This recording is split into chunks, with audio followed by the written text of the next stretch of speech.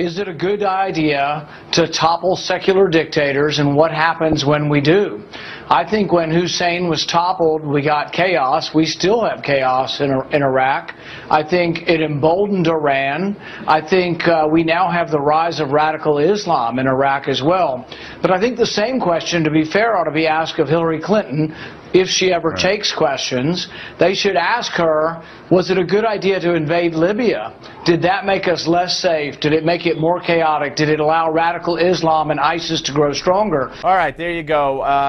Rand Paul, of course, who happens to be a senator running for president. Joining us now is Jennifer Rubin, Washington Post columnist, author of the Right Turn blog at the Washington Post, of course. And Jennifer, you've written so many great pieces today, but one in particular, the governor's case on foreign policy, where you talk about the governors and the challenge that the governors have on addressing foreign policy.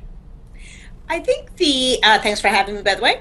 I think the initial reaction people have is that senators are better prepared to be commanders-in-chief because they're at the federal level and they see classified information, they have briefings, they have hearings, they may be on relevant committees.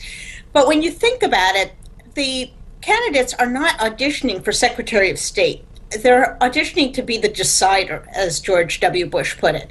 You're really asking them to step into the role of the chief decision maker when your advisors disagree, because if they all agreed, it wouldn't come to your desk, in very difficult situations. And so for that, I think you want to look, if not primarily, at least substantially, at their decision-making, at their tenacity, at their courage.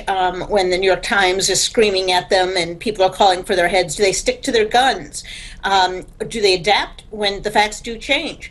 So I think it's those qualities that we want to look for, maybe not exclusively, but certainly a lot of, and particularly since Obama has made such a mess of the world, and the decisions are going to be all bad. They're going to be all, you know, the lesser of two evils. And of course, Madeleine Albright, I think she said it once before, but she just gave a commencement address the other day where she said the world's a mess. But let's talk about another governor who's not announced and is not one of my favorites. He's my governor, unfortunately, Christie. But he gave a heck of a speech. If it came from someone else's lips, I might be like going crazy with admiration on national security today. Did he not? He sure did, and it really, I must say, came as a surprise because, as you know, he's had a hard time getting out of the starting gates on this pre-primary season.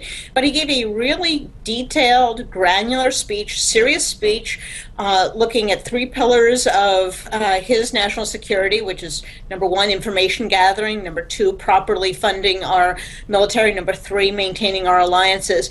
And he had a lot of specifics. He had firm positions on various issues.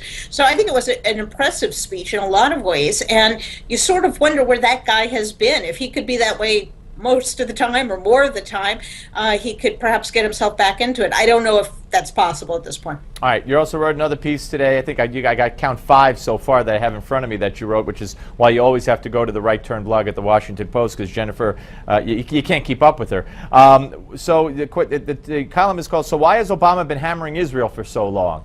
And you come up with pretty good analysis there.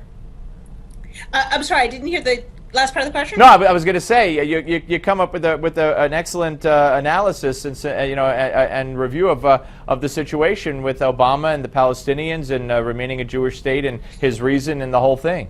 Yes. It was a remarkable interview conducted by Al Arabia, of all outlets.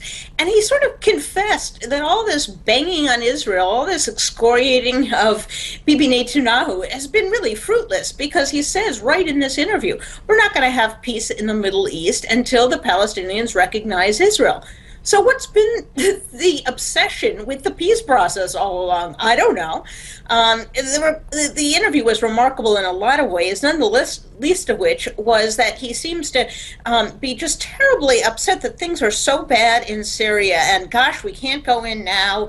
The place is a mess. As if he's not been president, as if he didn't have opportunity after opportunity to act before the jihadists came into the region, before 200,000 people had gotten killed, or even at the time that Bashar al-Assad crossed the red line.